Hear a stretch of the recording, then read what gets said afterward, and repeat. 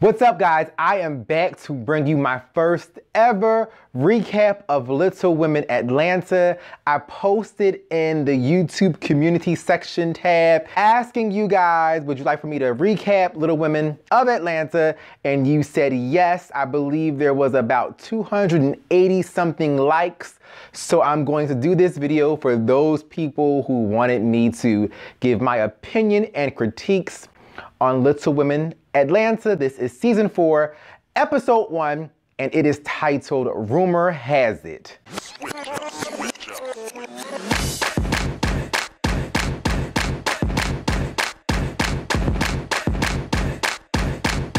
Okay, first, let's start out with Juicy's horrible wig.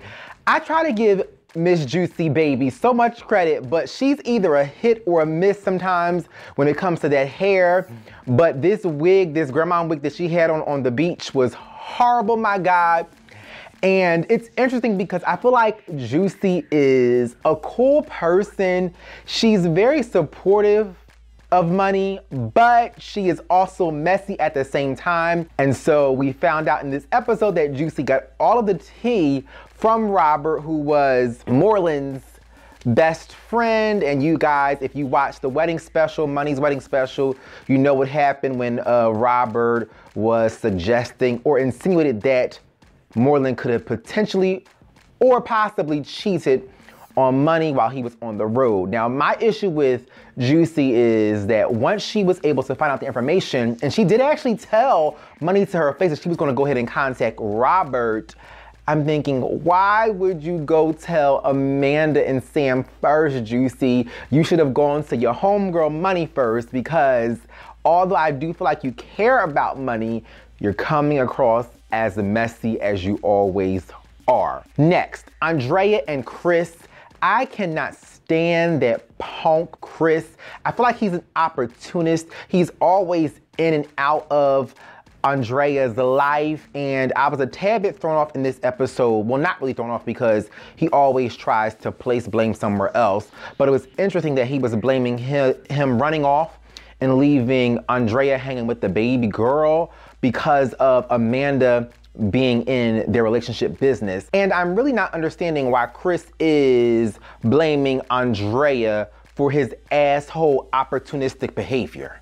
And the reality of it is, Chris is so crazy. Amanda should be in Andrea's business because, one, you guys have a child and a son whom Amanda and Andrea's parents raised, and then you got pregnant again. It's like, my God. And I think he went back to Texas at one point and was dating some other girl, but he is clearly an opportunist because I personally don't think that Amanda nor Andrea's boyfriends work. I mean, Jordan is a sweet guy, my God, but what is his occupation? I feel like these guys are taking advantage of these little women and their platform and their celebrity. Now, we know that Minnie's ass is a liar, and she can't tell a lie right to save her soul, my God, because we already remember her telling the lie about being pregnant by Pastor Troy and then a miscarriage and so on and so forth. But I don't know why the production put Minnie up to being able to lie to Amanda, because she was supposed to say or be discussing that Andrea did not give her address to where she lives. She found out on her own, when we all know damn well how Minnie found out where Andrea lives. She found out from production because she got all tongue-tied when Amanda was asking, you know, well, how would you know where my sister lives? And she was just like, I have my sources. I found out on my own. No, girl, production told you. Now, Tanya and Vaughn. I feel like Tanya is a user and an abuser of men, my God, because she totally plays games with Nico and Vaughn. And I have never come across a woman that could so easily get men to move from their hometown to live and be with her, because she had Nico move from Texas, I believe, last season. Now she had Vaughn move from New York. And the crazy thing, Vaughn must have some serious insecurities or some serious issues within himself, because I don't get why he allows Tanya to play eeny, meeny, miny, mo when it comes to who she's screwing, my God, and who she's dating, because we know the history. We know that Tanya was originally with Vaughn, but then she ended up getting pregnant by Nico while she was with Vaughn, and then she got back with Vaughn, and Vaughn was okay, and then got Tanya pregnant, my God, and they stayed together, and then she ended up on this show and then got back with Nico and got him to move and got pregnant by Nico. So now all Tanya has to do is get pregnant by Vaughn again so she can have her children, you know, back and forth from one dick to the next, my God, because I feel like Tanya really wants Nico, but I'm sorry, boo, you cannot change a gay man. And I feel like that's what she's trying to do. She was fully aware last season that he was gay or bisexual, and she just doesn't accept the fact that he does not really want her. He wants her maybe for some sexual favors, my God, but he is not about her like it seems as though Vaughn is, because Vaughn even took Nico's child as his own and pretty much was raising him and had him.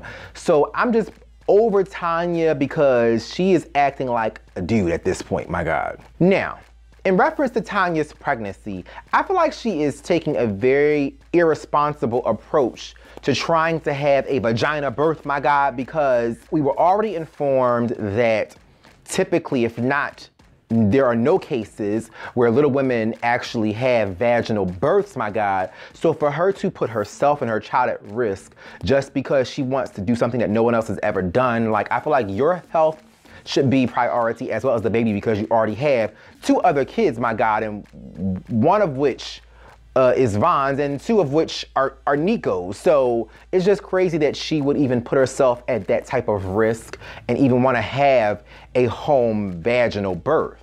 Now I have a question. Does Amanda's boyfriend, Jordan, have a job, my God? Because he's a nice guy. He seems to be very nice. But where's the coin coming from? Apparently only from Amanda. Now finally, the Money and Moreland cheating scandal, my God. We all know that Moreland's ass is a thot. With a name like Moreland, he has no choice but to be a thot, my God. And we all know that truck drivers are on the road and they're either getting dick and or coochie, my God, while they're at every truck stop. So I don't know why Money is too surprised about this news from Juicy confirming that the allegations from Robert was in reference to Moreland having cheated on her. And you know that with this TV fame from Moreland being connected to Money, he's probably getting some coochie thrown at him left and right because of his celebrity that he gained via his now wife.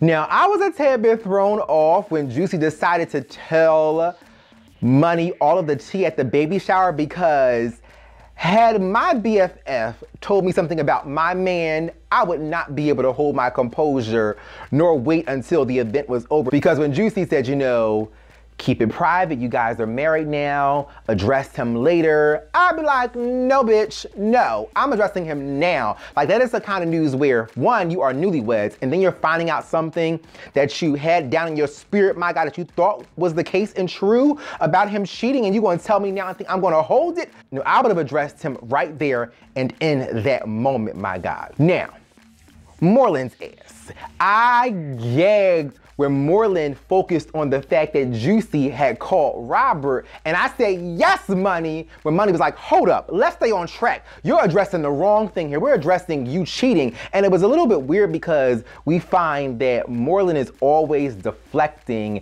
and not really owning up to stuff that Money brings to him, because her direct question was, are you cheating on me? Are there other girls? And for him to bring up what Juicy was doing, my God, that was crazy. And it was so interesting because for him to say that happened before we were married, dude, y'all were only married 2 weeks ago or 3 weeks ago. And as Money stated, y'all were engaged. So now what you're doing is admitting to you having cheated on your then fiance, which threw me off that he even was bold enough to say on camera this was before the marriage, because I think that's what Money was referring to. She was referring to you cheating before the marriage because you have not been married long enough, nor have you been back out on the road yet for her to be concerned about what you've done during the marriage. It was about what you did before the marriage. So he was just thrown off, my God. And then for him to say, I don't have to discuss anything with you. Oh, yes, you do. You are her husband now.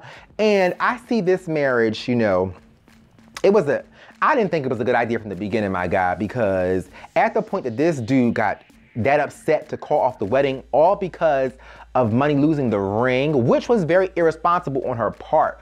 But you going to not marry someone because they lost the ring, my God?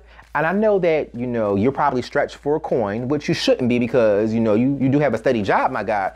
But when Money had to end up asking Moreland to marry her, I said, oh hell, this is not going to turn out well. And clearly we see the skeletons coming out of the closet. And what also stuck out interesting to me was if Robert and Moreland are actually heterosexual men typically are not that messy to tell another woman that their homeboy was cheating on them on the road. And Juicy made a great point, my God, because Juicy said this is his good friend. Like, they have been friends for a long time. So at this point, he is considered and can be considered a credible source. So please let me know if you enjoyed this recap on Little Women Atlanta. Please comment down below in the comment section. Let me know what you guys thought about this episode. Give me your opinions, ideas, everything. Just bring it. Follow me on all social media outlets. Thumbs up this video, subscribe to my channel,